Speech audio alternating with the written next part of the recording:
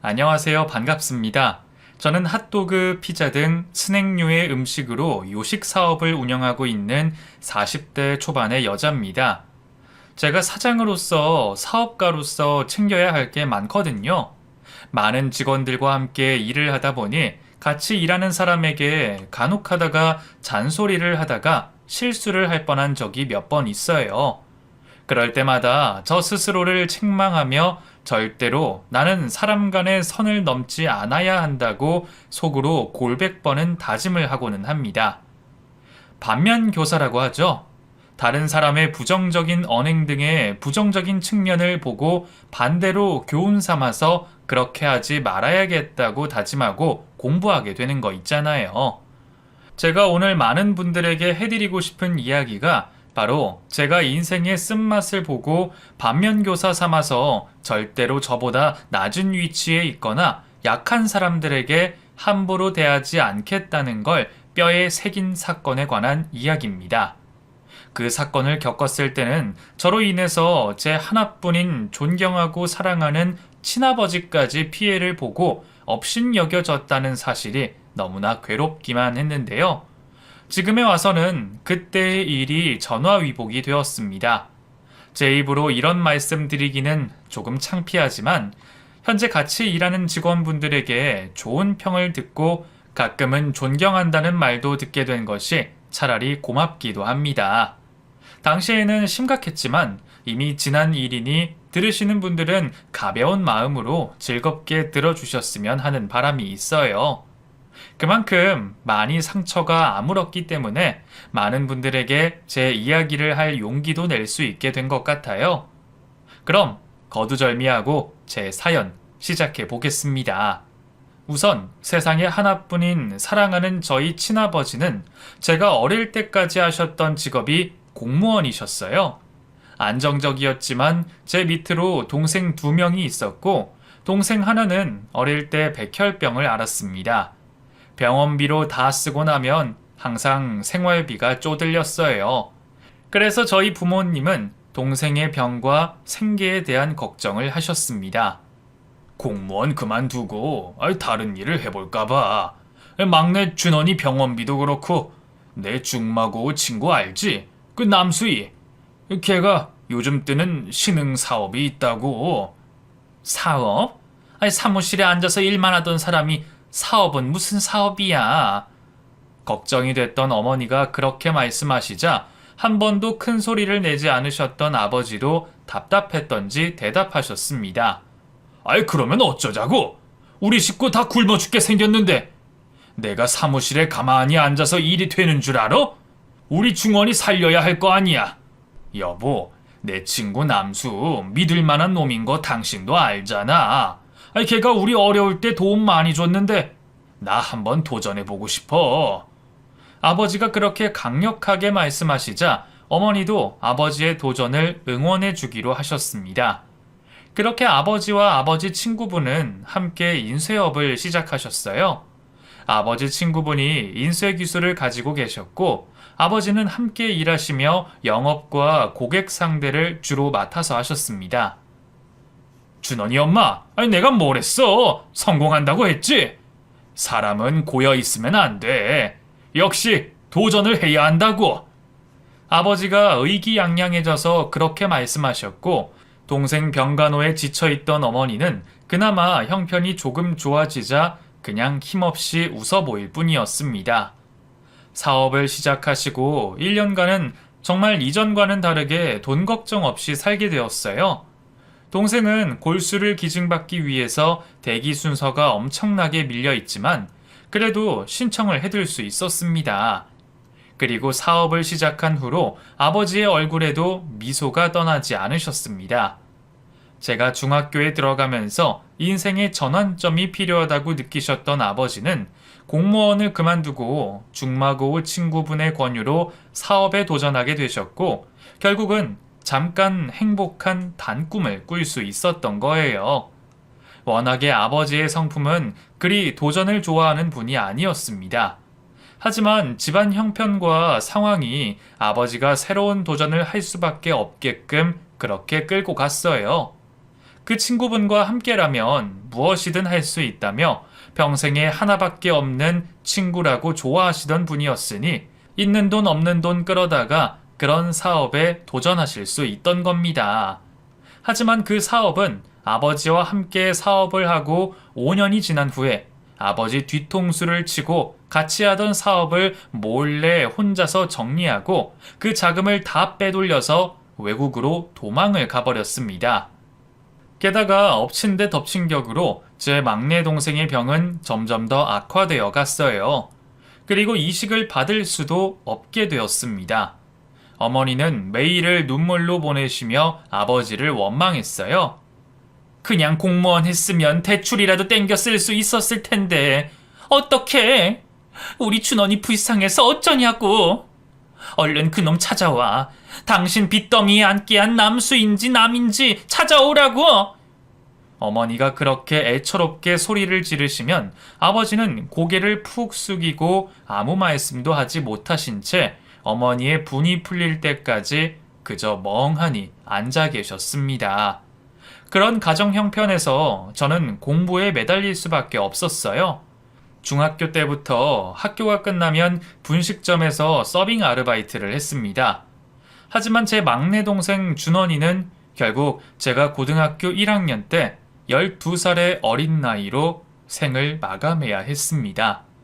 그때 온 가족이 죄책감을 느끼며 괴로워했어요. 특히나 저희 아버지는 가장으로서 아들을 지키지 못한 것에 대한 괴로움에 정말 넋이 나간 사람처럼 보였습니다.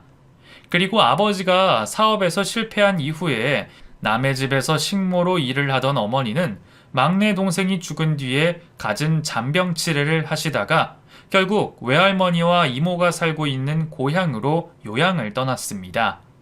그때 저에게 미안하다고 말씀하셨어요. 준이야, 엄마가 너한테 아빠랑 준서 맡기고 떠나는 것 같아서 발걸음이 안 떨어진다. 하지만 저는 엄마가 그동안 얼마나 고생을 하셨는지 알았기 때문에 보내드릴 수 있었습니다. 엄마, 난 정말 괜찮으니까 할머니랑 이모 곁에서 꼭 건강해져야 돼? 다시 돌아오라는 말은 하지 않을게. 엄마가 부담을 느낄까봐. 그래도 자주 연락해. 응, 준이야. 엄마 꼭 건강해져서 돌아올게. 그럼 부탁해.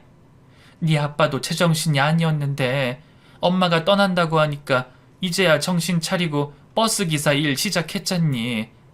이제 우리 집에 나쁜 일은 없을 거야. 그렇게 엄마를 떠나보내지 말았어야 했는데 말이에요. 엄마는 결국 고향에서도 건강을 회복하지 못하고 동생의 1년 기일이 지나기도 전에 동생을 따라서 하늘나라에 가버렸습니다. 그때 제 바로 밑에 동생과 저 그리고 아버지가 받은 충격은 이루 말할 수가 없었어요. 하지만 그 누구의 탓도 아니라고 저는 애써 생각했습니다. 모두가 가족이 잘 되기를 바라는 마음이었다는 걸 알고 있었으니까요. 저는 제 2살 터울 남동생이 공부를 꽤나 잘해서 동생을 지원해주기 위해 고등학교를 졸업하자마자 낮에는 유명 프랜차이즈 피자집에서 일을 하고 저녁에는 호프집에서 서빙 아르바이트를 했습니다.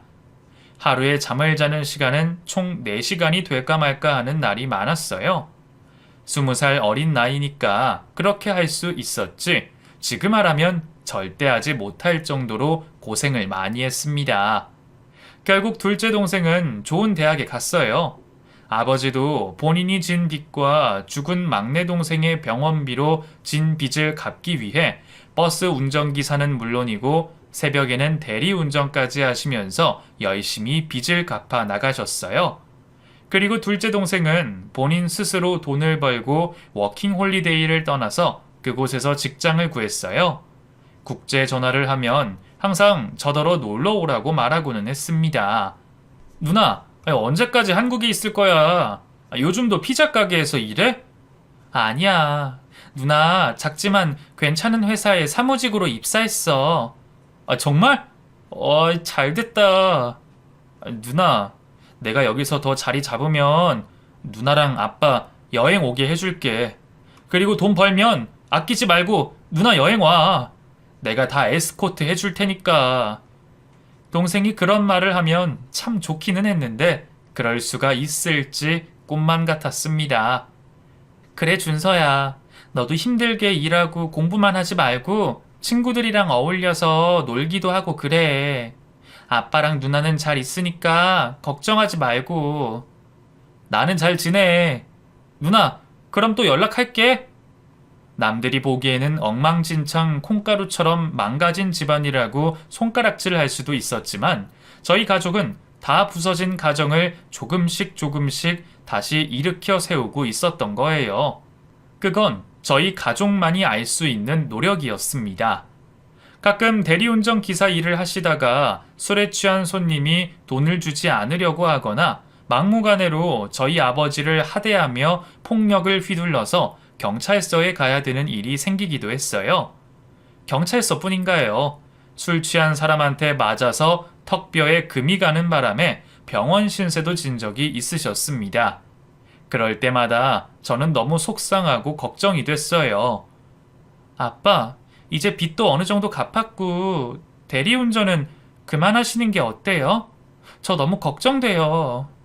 준이야, 이제 얼마 안 남았으니 더 바짝 조여야지. 그래야 우리 준이 시집 갈 때 아빠가 결혼 비용도 주고. 시집? 에이, 그런 걱정은 하지 말아요. 나는 부자 아니면 결혼 안 해. 저는 그렇게 일부러 아버지 걱정을 덜어드리기 위해 농담을 하기도 했습니다.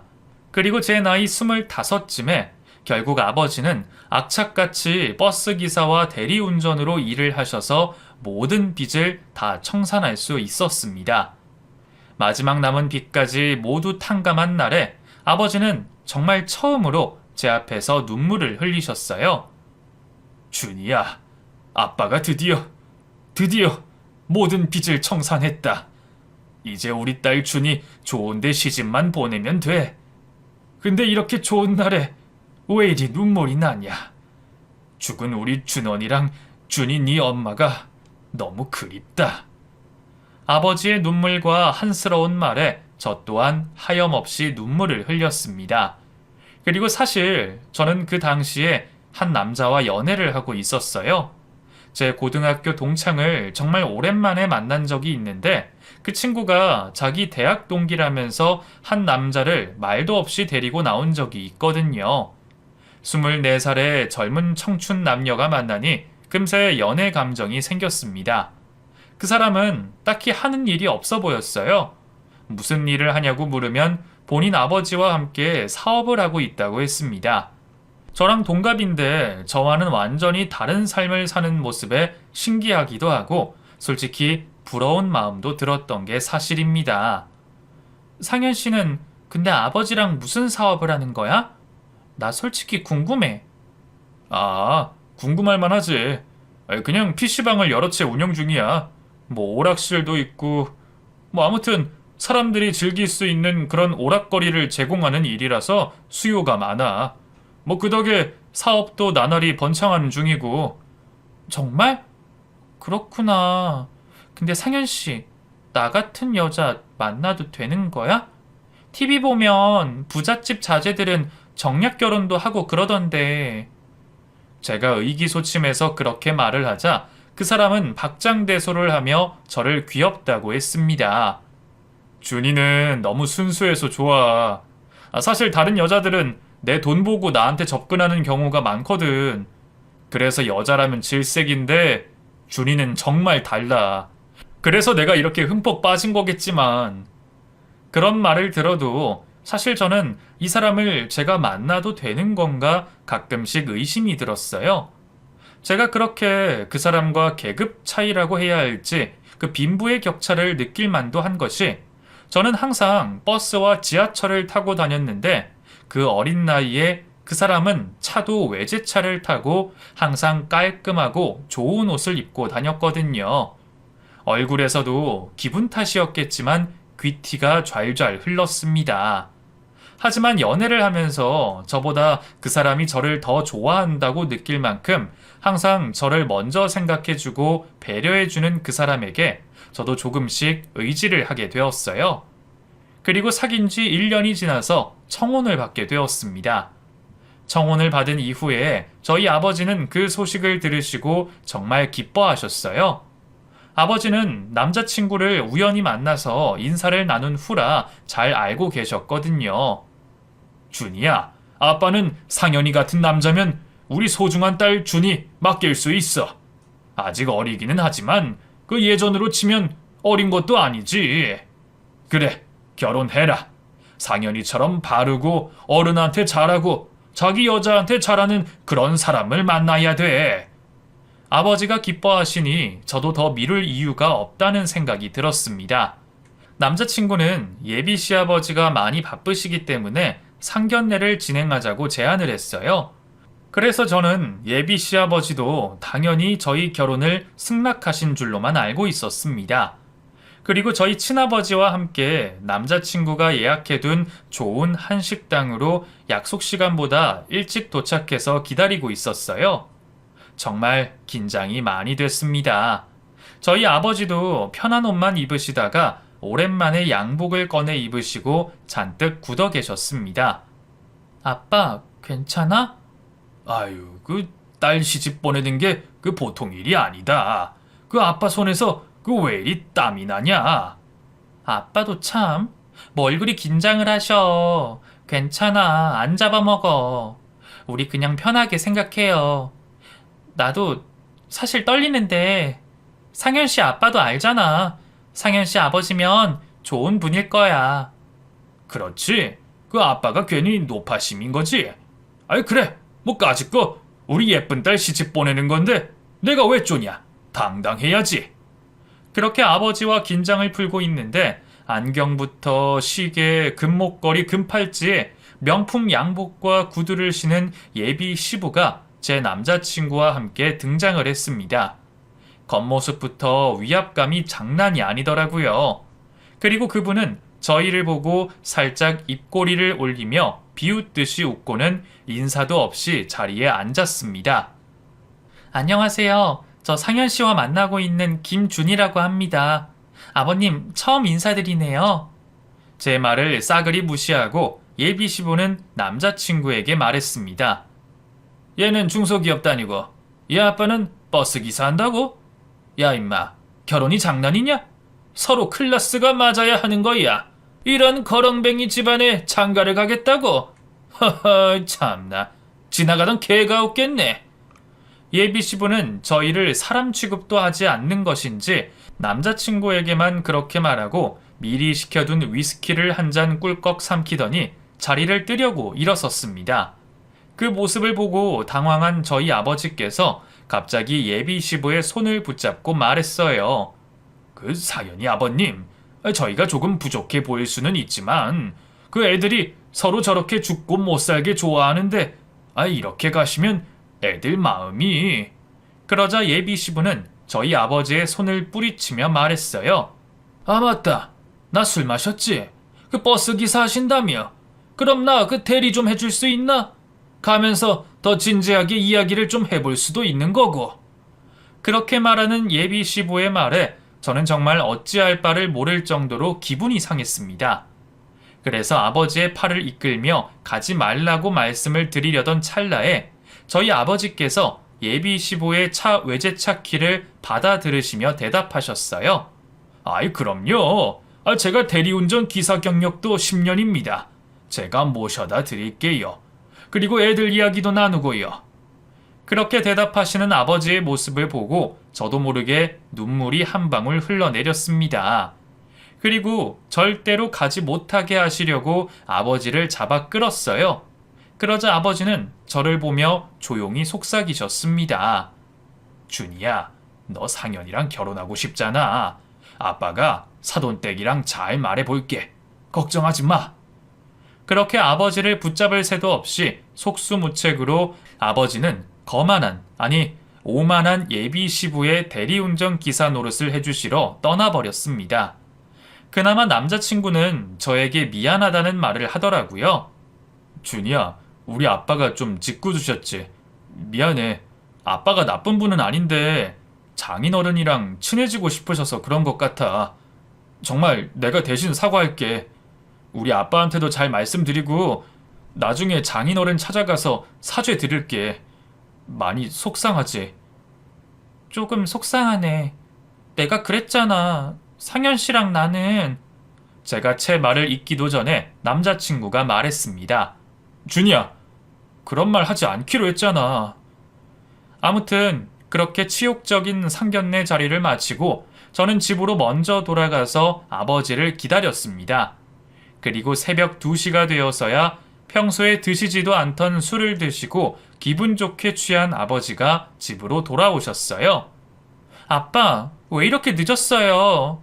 내가 가지 마시라고 하려 했는데 아빠가. 준이야, 너희 결혼 승낙받았다. 아빠가 기분 좋아서 한잔 하고 들어왔어. 아이, 사돈이 나한테 미안하다고 하더라. 나쁜 사람이 아니더라고. 준이야, 너 상현이 좋지? 술에 취한 아버지가 그렇게 물으셨고 그 당시에는 남자친구에게 많이 의지하고 좋아했기 때문에 고개를 끄덕일 수밖에 없었습니다. 그런 제 모습을 보고 아버지는 미소를 지으며 말씀하셨어요. 그래, 상현이랑 결혼해서 잘 살아. 그거면 아빠는 2다리 쭉 펴고 잘 수 있어. 그때 그 상견례 자리로 다시 돌아간다면 저는 절대로 아버지를 그렇게 보내지 않았을 겁니다. 그건 정말 지금까지도 떠올리면 후회가 되는 기억이에요. 부끄럽고 정말 죄송한 마음입니다. 아무튼 그렇게 승낙 아닌 결혼 승낙을 받고 나서 저희는 일사천리로 결혼식 준비를 진행하고 식까지 올렸습니다. 남편의 부모님은 이혼을 하셨고 남편의 혼주석에는 시부와 시부가 당시에 사귀던 아주머니가 함께 앉아 있었습니다. 아무리 그래도 그런 이야기는 새로운 가족이 될 저에게 미리 이야기를 해줘야 하는 거 아닌가요? 결혼식에서 처음 본 아줌마가 혼주석에 앉아 있는 모습을 보고 저는 적잖이 당황했습니다. 그리고 결혼 후에 저는 허니문 베이비를 갖게 되었습니다. 당시에는 시댁이 아무리 무례해도 어쩔 수가 없었어요. 제 뱃속에 시댁 가족의 피가 흐르는 아이를 품고 있었으니까요. 남편은 결혼 후에 제가 임신한 소식을 듣고 생각보다 기뻐하지 않았습니다. 신혼여행을 다녀오고 회사에서 음식 냄새에 구역질이 나서 이상한 생각이 들어 병원에 갔더니 임신 7주라는 이야기를 들었어요. 너무 기뻐서 남편에게 바로 전화를 했는데 남편은 저에게 화를 냈습니다. 상현 씨, 나 임신했어. 7주래. 뭐? 상현 씨, 왜 그래? 기쁘지 않아? 아이는 늦게 갖고 싶었는데. 일단 알았어.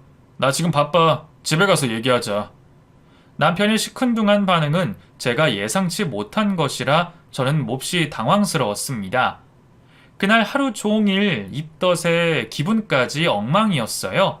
그리고 퇴근을 하고 집에 가서 아무것도 하지 못하고 남편을 기다리는데 남편은 새벽이 되도록 집에 오지 않았습니다. 전화를 아무리 해도 받지도 않았어요. 그리고 일주일간 남편은 아무 소식 없이 집에 들어오지 않았습니다. 시부와 함께 일을 하고 있기 때문에 저는 참다 정말 연락하기 싫었던 시부에게 전화를 했어요. 여보세요? 안녕하세요, 아버님. 잘 지내시죠? 네가 웬일로 나한테 전화를 하냐? 시부가 그렇게 대답했고 수화기 너머로 남편의 목소리가 어렴풋이 들려왔습니다. 아빠, 이거 오늘 여기 하우스에서. 아버님, 상현 씨 옆에 있어요? 상현 씨가 며칠째 연락도 안 되고 집에도 안 들어와서 걱정이 돼서 전화 드렸어요. 상현 씨 좀 바꿔주세요. 상현아, 그 전화 받을래?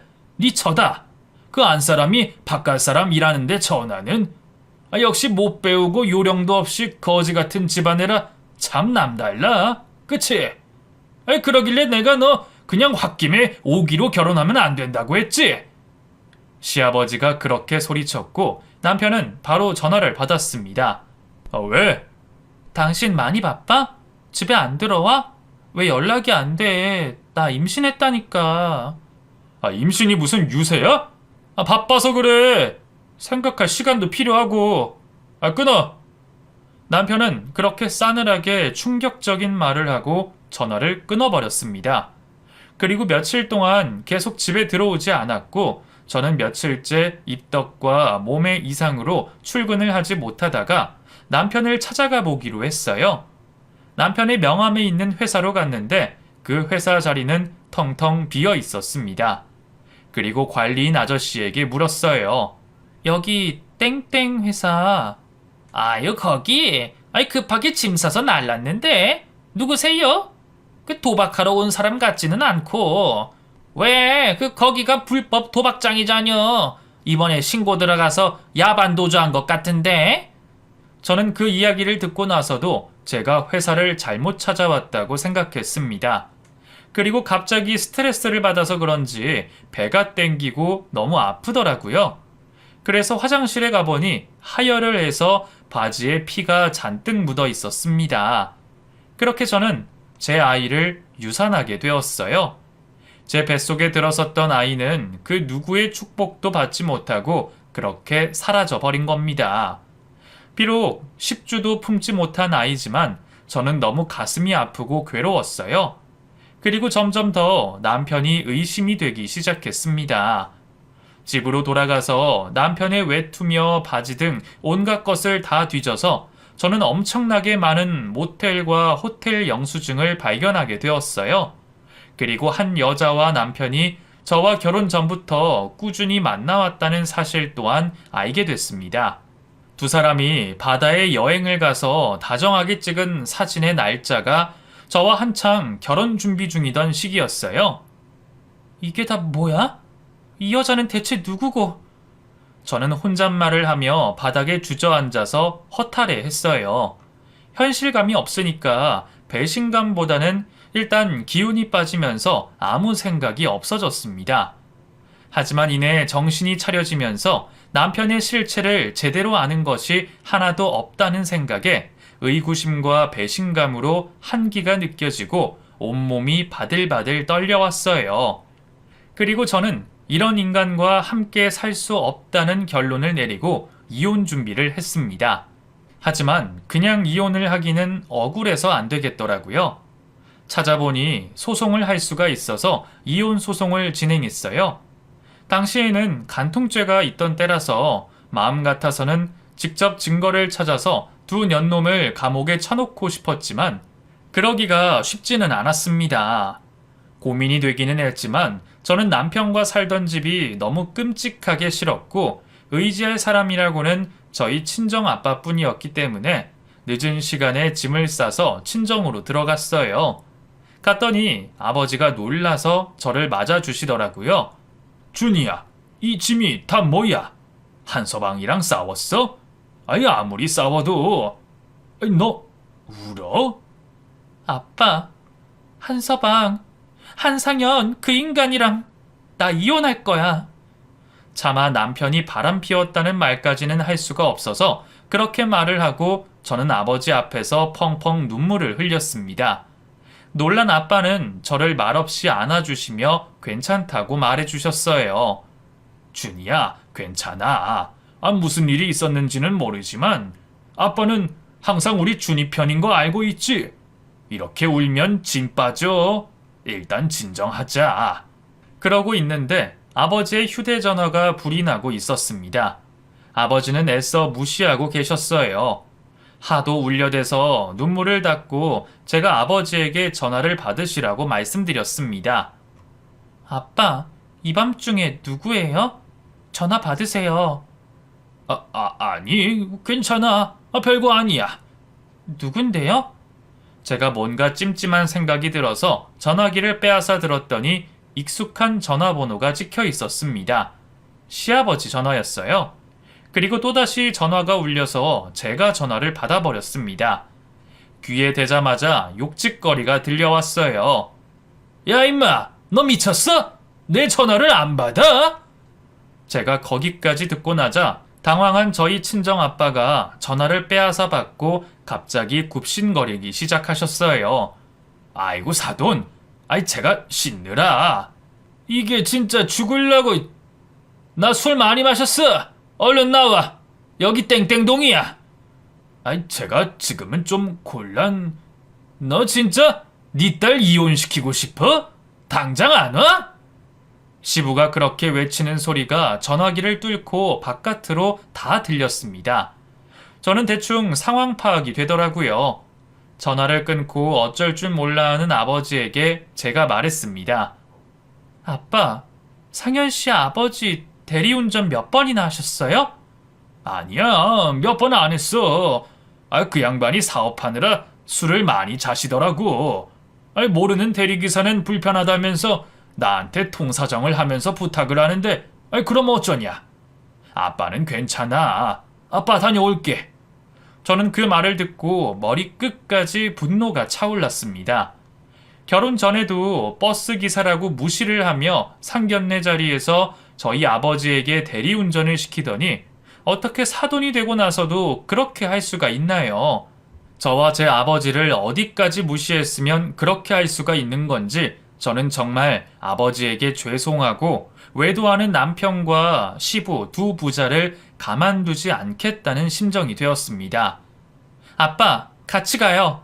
저 어차피 상현 씨랑 이혼할 거예요. 이것도 다 증거로 제출할 거고 같이 가요. 그렇게 저는 친정 아빠의 손을 잡고 같이 시부가 있다는 번화가의 술집 근처로 갔습니다. 시부의 고급 외제차 조수석에 술에 잔뜩 취한 시부가 보였어요. 저는 뒷좌석에 탔고 아버지는 습관처럼 자연스럽게 운전석에 올라탔습니다. 에이씨, 왜 이렇게 늦어? 정신 못 차려? 시부의 막말에 저희 아버지가 대답하셨습니다. 집으로 모셔다 드리면 되죠? 아니야, 인천으로 가. 인천이요? 인천이면 여기서 2시간은 걸리는데. 왜? 싫어? 가자면 가! 뒷좌석에 있던 저는 당장이라도 시부의 뒷머리채를 잡아 뜯고 싶었지만 꼭 참고 있었습니다. 저희 아버지는 술에 취한 시부를 데리고 인천으로 운전을 하셨어요. 고속도로에 들어서기 전에 시부는 여기저기 통화를 했습니다. 거기 하우스는 아직 안 털렸지? 어떤 자식이 그런 건지 내가 알아내면 그 흥신소에 시켜서 죽여버릴 거야. 돈만 있으면 그런 놈 쥐도 새도 없이 사라지게 하는 건 일도 아니야. 알지? 여러 사람과 통화하는 내용을 들어보니 시부는 불법 도박장을 운영하고 있었습니다. 남편이 아버지와 함께한다는 사업도 불법 도박 사업이었던 거예요. 그 사실을 알고 제 어리석음에 저는 한숨이 푹푹 새어나왔습니다. 그리고 시부는 저희 아버지에게 대리운전을 시켜서 새로운 불법 도박장으로 이동 중이었어요. 저는 몰래 문자 메시지로 112에 신고를 했습니다. 가고 있는 불법 도박장 장소와 시부가 통화하는 내용을 녹음한 걸 모두 보냈어요. 그렇게 2시간이 넘게 운전을 해서 인천의 어느 재개발 지역에 도착을 했습니다. 이미 철거된 집들도 많았고 다 쓰러져가는 집들 중에 한 빌라 앞에 시부가 세워달라고 말을 했어요. 여기 세워. 우리 사돈 오늘따라 표정이 왜 이리 뾰루퉁해? 멀리 와서 그래? 이제 다시는 이렇게 대리운전 해드리는 일 없을 거예요. 우리 딸이 대개 아들이랑 이혼을 한다고 하네요. 앞으로 볼 일 없도록 합시다. 아버지께서 저를 의식하셨는지 그렇게 단호하게 시부에게 선언하자 시부 얼굴이 울그락불그락 달아올랐습니다. 그리고 지갑에서 돈을 꺼내며 말했어요. 내가 돈 안 줘서 그렇구나. 하여튼 그지 새끼들은 푼돈을 너무 밝혀. 자, 여기 3만 원이랑 인심 썼다. 2만 원 더 팁이야. 사돈, 그 사람이 그렇게 갑자기 변하면 못 써. 앞으로는 내가 대리비 줄 테니까 삐지지 말고. 내가 부르면 어디든 오라고.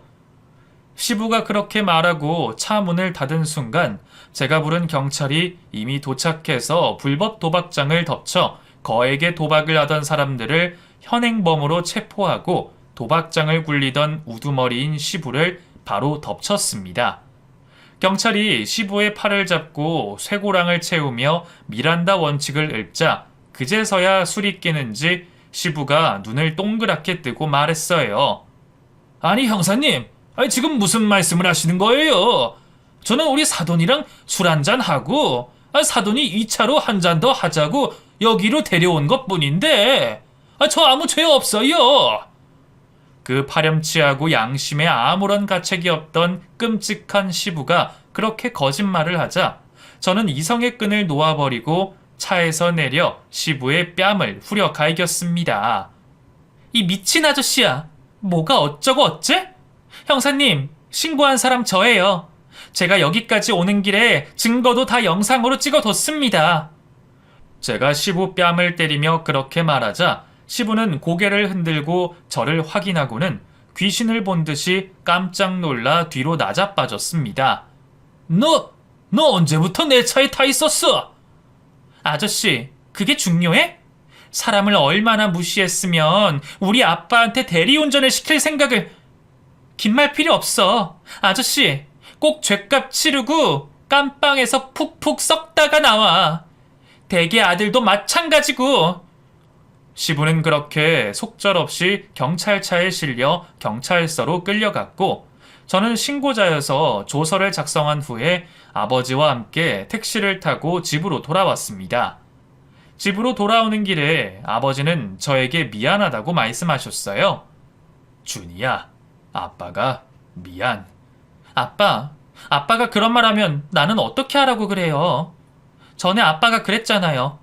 우린 아무 잘못 없어요. 아빠, 저 절대 약해지지 않을 거예요. 두 사람 다 죗값 치르게 할 거니까 걱정 마세요. 제 말에 아버지도 고개를 끄덕이셨습니다.